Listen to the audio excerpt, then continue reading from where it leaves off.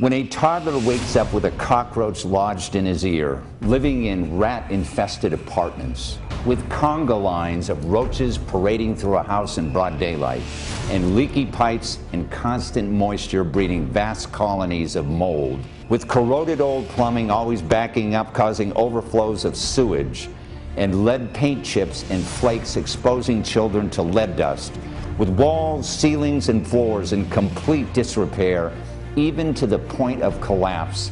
It's unbelievable that we allow slum housing in 21st century America. But it exists. Thousands of people across America get sick, get injured, and sometimes die each year from living in slum conditions. Slum housing devastates the health and economy of entire neighborhoods. Too often, our children are the canaries in the mine that force us to recognize slum conditions only after it's too late. How well will a child do in school if she's being bitten by rats in the middle of the night? Who pays for the emergency room visits of a young boy whose asthma attacks are triggered by roaches, mold, or lack of heat? Who bears the cost of brain damage to a baby with lead poisoning? How often must parents stay home from work to care for themselves or their children who are sick because of slum conditions?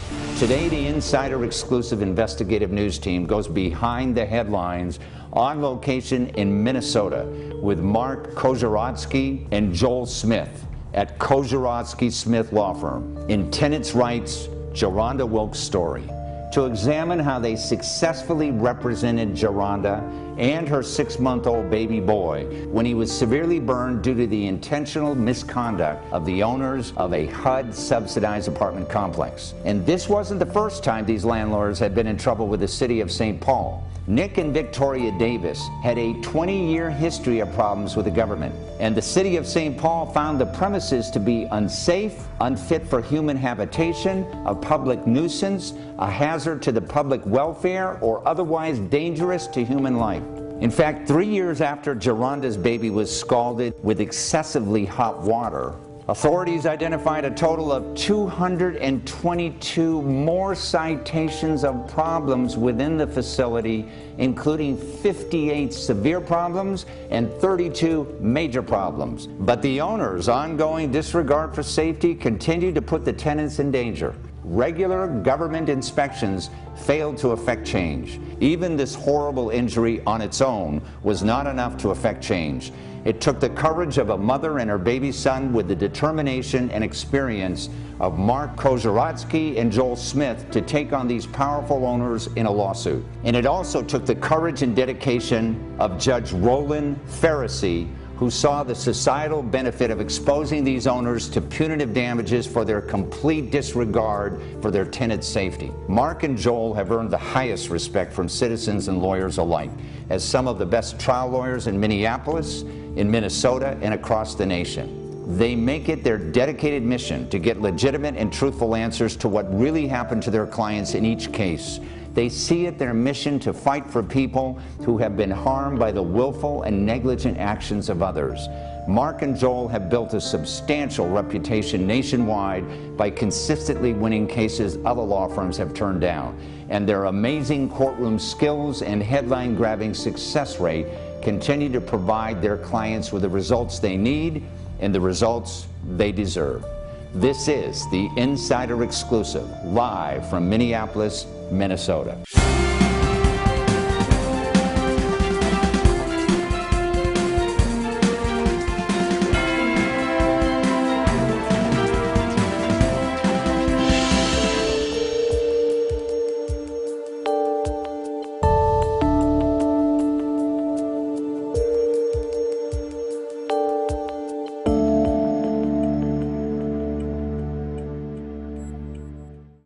It is my great pleasure to introduce Mark and Joel to the show. Welcome to the show, guys. Thank you. How are you doing? Good.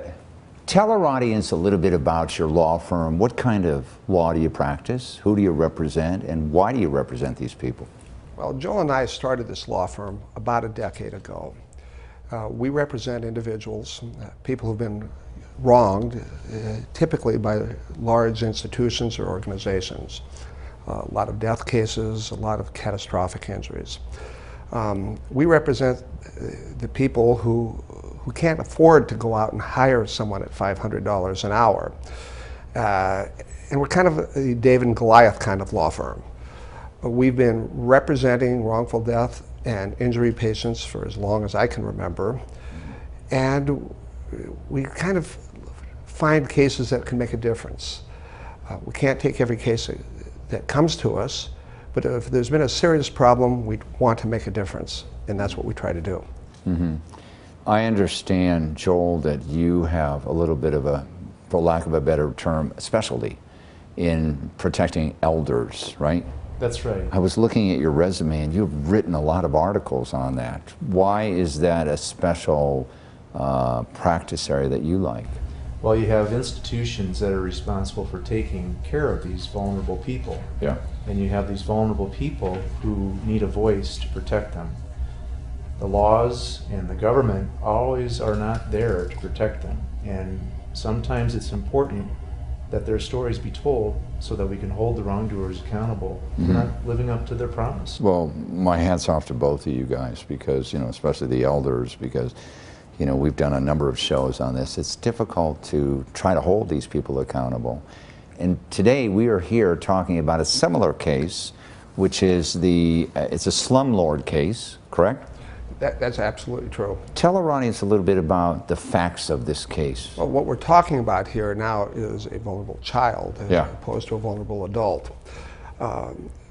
We had a case involving an inner city housing project owned by some prominent people in the community. And you know, in our society, everyone doesn't have the benefit of being able to afford a fancy apartment. And, and they go to places where they can't live. And the government subsidizes that, and it subsidizes the apartment. Well, in this case, we have a situation where a family is living within this apartment and it's not being taken care of. An infant's catastrophically burned. What we have is a little boy who's living with his mother and his 4-year-old brother, and they're giving the baby a bath. And the 4-year-old is at the sink, and the phone rings and the mother leaves. And so the 4-year-old turns on the sink. Well, the problem is the landlord is keeping the water temperature at 140 degrees. Right. And which is, it's over what it should be by law, isn't it? There's no question. They knew where they were setting the water temperature. The landlord had responsibility for setting that temperature, and they knew it was too hot, and there were huge warnings everywhere that it was too hot, and they chose not to do it. Yeah, when I first looked at this case, you know, the thought came in my mind, well, why would he set it so hot? And it was the same mentality as the McDonald's case, where if you set it too hot, the people aren't going to use it that much, because it is too hot, correct? Cut down your costs. That is an approach. Or it's you don't have to put the safety devices on it. And if you have a lot of people using the water, then you don't have to have as many water heaters. You run the cost and you just mix the hot water with a little cold water. Yeah. There's a device that they can use to protect. It costs $15 and it mixes the cold water and the hot water. Right. Any water temperature over 120 degrees is illegal coming out of a faucet. Anything over 125 degrees is going to give people severe injuries. At 140 degrees, you're going to get third-degree burns in 1 to 2 seconds. The difference is remarkable, isn't it? It's off the charts. It's no different than fire. What were your strategies in terms of when the other side said that it's the mother's fault? You used a judge, you retained a judge, correct? To represent the child, right? What was the strategy? Well, the strategy on that was pretty straightforward. We wanted to keep the emphasis on the facility. Yeah. And as they're trying to blame the mother, we didn't want jurors thinking that this was a mother that was going to get something from this. Yes. So we had the court appoint a guardian, and in this case appointed a retired juvenile court judge. And so the first question to the jury would be, who are you? Well, I'm here as the guardian to represent the interests of the child. Right. And that way the focus stays where it's supposed to be, on the misconduct, Well, on the misconduct and the child. Yes. So, and the misconduct is of the landlord. Had you not done that, your case would have been a little shaky, right? Well, we would have been encountering all kinds of biases and people trying to read between the lines saying that this is for the benefit of a mother. Right. And it wasn't. The mother came to us asking us to help her baby and take care of the future medical needs, future economic needs, the psychological problems that he may encounter. And so our role was to help that child because that's what the mother asked us to do. What happened as the result of this case? Well, what happened is we held them accountable. We were able to present this evidence to the court.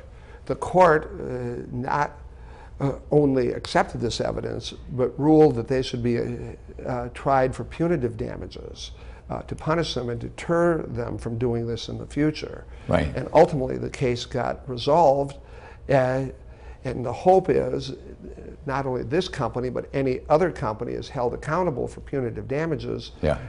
They're going to think twice before they start sidestepping these government citations. Today we have with us your client, JaRhonda, and also her son. So let's bring them on right now.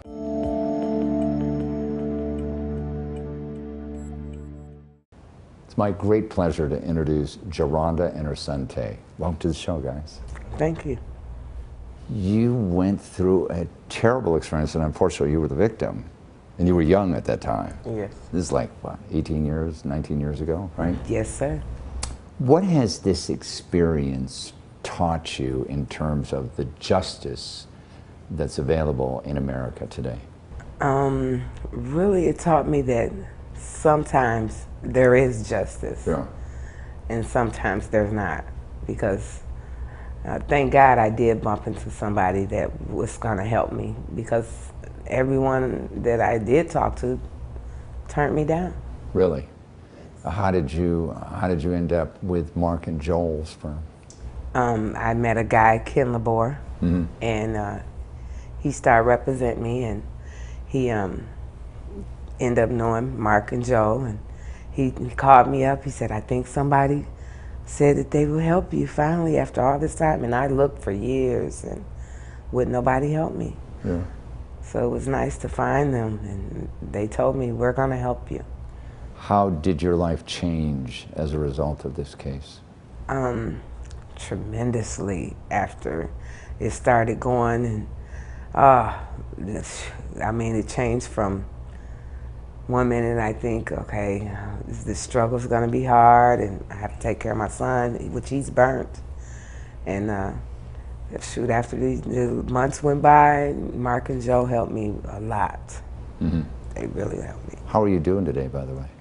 I'm doing better. Yeah. Growing up, my burns, it interfered, but now they don't really bother me no more. Yeah.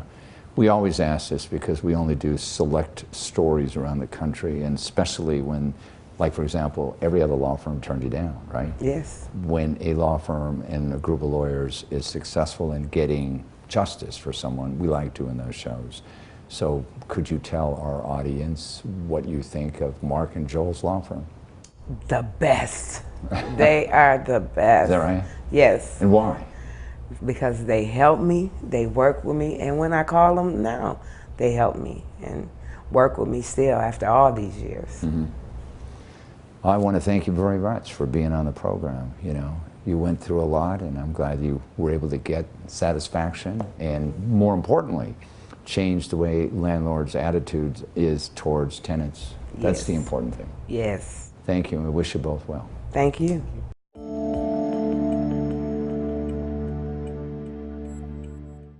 When we looked at this story, you know, immediately pops up in everybody's mind, what kind of duties does a landlord owe tenants in terms of maintenance, in terms of living in an environment that's bug-free and, you know, that has follows all the regulations? What kind of duty do they have? Well, and in this case, we see that the landlord has a duty to provide safe water, and as simple as that sounds, it needs to be drinkable, it needs to be safe in its temperature and its quality. And in this case, we had scalding hot water. Yeah. in an apartment complex where it had no business being as hot as it was. Yeah. That is the duty that the landlord owes, is to make sure that the place is safe and habitable for the people who live there. Okay. You have a lot of folks that contact you on a regular basis. You've been practicing law for a long time. How do you choose the cases that you want to represent and the clients you want to represent, Mark? Well, what we're interested in is trying to make a difference. Yeah. After 35 years of practicing law, I Yeah. want to work on a case that will make a difference. So we put an enormous amount of work in them. So it's got to be a serious situation with a serious wrong. And if someone is burned, killed, or seriously injured, that's something we'd like to talk to people about. And then we have to look at, did someone do wrong, and what choices were made to harm someone? Because if they made choices that will harm people, then we're going to hold them accountable. Well, I want to thank both of you for being on this show, because without you guys, there wouldn't be someone who represented the voiceless. And congratulations on this case. Thank you. Thank you. Thank you for bringing the story to the public. Thanks for joining us. You can get more information about our guest and the issues at InsiderExclusive.com.